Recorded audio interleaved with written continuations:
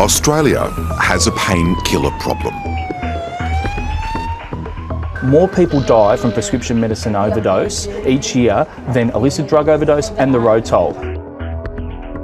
Opioid-related deaths have doubled in the last decade, most of which were prescription-related. Both the medical profession and the general public, I think, have a perception that opioid medication was safe. Now we know that's categorically untrue. So I've got 0.4 milligrams of Narcan in 1 ml. Can you just check if that's all? Yeah, all good. Frankston in Victoria has the highest number of ambulance call-outs for prescribed opioid overdose in the state. These trainee paramedics are learning how to handle them. So for some of you, this is the first time that you might have walked through what responding to an opioid overdose is like, but I imagine when you're in the field, this will be something that you see more and more often. Associate Professor Suzanne Nielsen from the Monash Addiction Research Centre says the US opioid crisis has reduced life expectancy there to levels not seen in peacetime.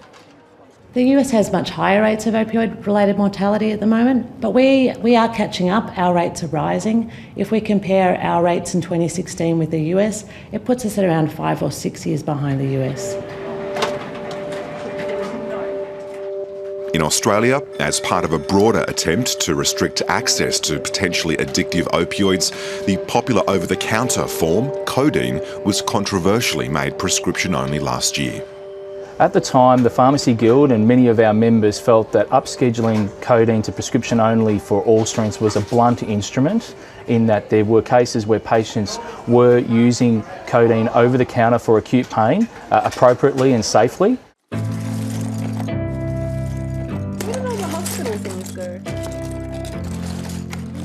More patients. Being, a mum and having to look after a newborn, I started having a lot of pain issues going on with my lower back and some nerve issues that resulted from the epidural. Ta-da! Oh yeah. For those who are entirely sourcing codeine over the counter, the restrictions have led to remarkable life-changing effects. Denise Okujen went from addict to addiction counsellor. I just kept using them until I realised that I probably was doing more damage to myself than easing the pain. Having all these horrible symptoms, but now looking back, I know that they were just withdrawal symptoms. I knew that the over-the-counter ban was coming through in February, and by January, my psychologist and I basically used that as a bit of a goal for me, kind of like a use-by date, I guess. And to be honest, it was a bit of a kick up the bum. We examined opioid-related prescribing in the year following the codeine rescheduling and in the 2 years prior. So we've looked at 3-year trends.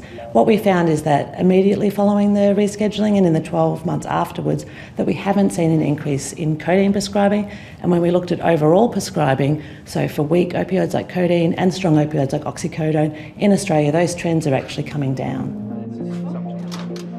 Pharmacists don't agree.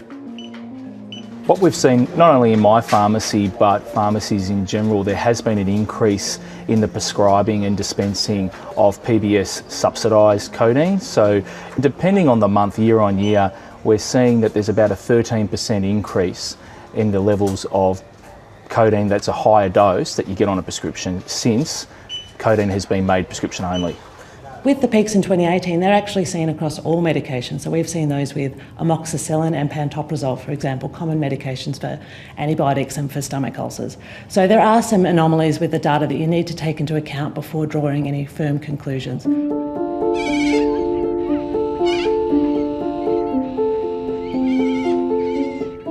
43-year-old Ben Saunderson requires several opioid and non-opioid medications just to get through the day. Ketamine jellies, cannabis oil, Somac, Endep, Endone, and then Ficetone of an evening.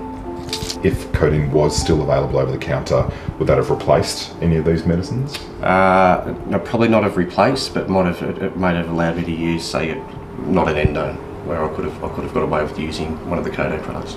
I have a injury called arachnoiditis, which is a spinal cord injury.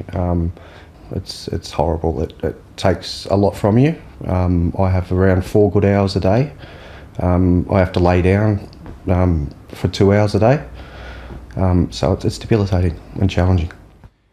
So that's 1, 2, 3, 4, 5, 6 forms of medication in a day. Correct. Is it hard to manage that? Look, it's got easier with the newer therapy, the cannabis and the ketamine.